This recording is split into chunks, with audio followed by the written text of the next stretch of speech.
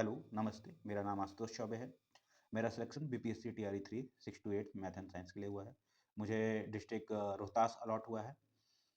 सासाराम मोकर वहाँ पे चल रहा है हमारा, वहाँ के डीआरसीसी में चल रहा है हमारा काउंसलिंग, ठीक है। मेरा 27 को डीवी हो चुका है। डीवी से ही रिलेटेड आपको छोटी सी इन्फॉर्मेशन देनी थी। टीटी और पीटीटी का डीवी होना बचा है उनके लिए।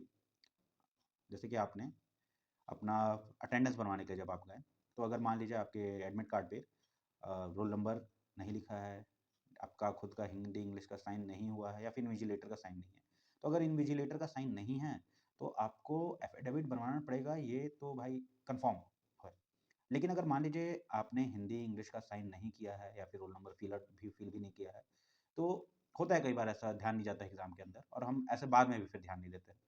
तो अगर वो देख ले रहे हैं कि आपने खुद ही का साइन इंग्लिश हिंदी वाला नहीं किया है, रोल नंबर नहीं भरा है, तो आपको उसके लिए भी परेशान कर दिया जा रहा है कि जाइए आप एफिडेविट बनवाइए और फ़ोटो खींच के रख लेंगे उसका और बोलेंगे जाइए आप एफिडेविट बनवाइए, एफिडेविट बनवा के लाइए हमको दिखाइए, तब हम जाने देंगे आपको आगे, ठीक है?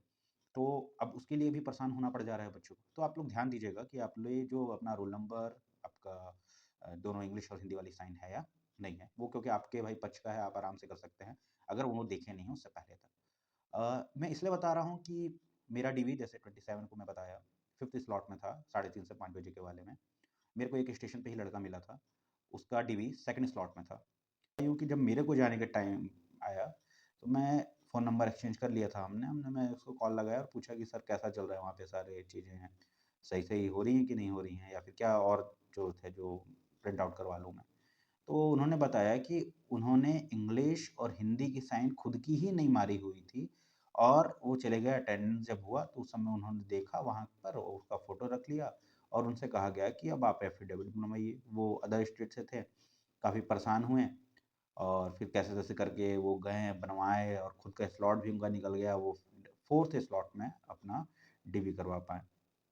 अब इसमें देखिए उनको परेशान बहुत ज़्यादा होना पड़ा। लेकिन जब सबसे बड़ी बात ये है कि जब वो लास्ट में पहुँचे, जहाँ पर डॉक्यूमेंट्स को जमा करना था, वहाँ पर उनको पता चला कि इसकी कोई ज़रूरत ही नहीं थी।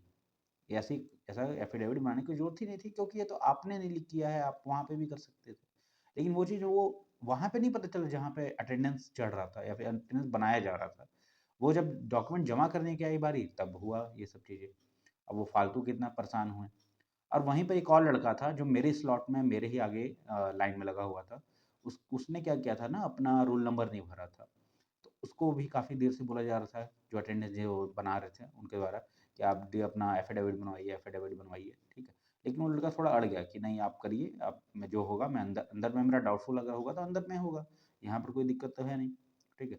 तो उन्होंने क्या किया कि फिर वो बहुत अड़ गए तो कैसे-तैसे चलो भाई हो गया और वो गए अंदर, अपना डीवी भी करवा लिए, सारी चीज़ें हो गई, उनको मिल भी गया कि रिसीविंग मिल गया कि हाँ भाई आपका सारा का सारा करेक्ट फाइंड किया गया। तो बात ये है कि अब देखिए कहीं कोई भी परेशान कर दे रहा है, कहीं पर भाई जो समझदार है वो आपको आगे जाने दे रहा है।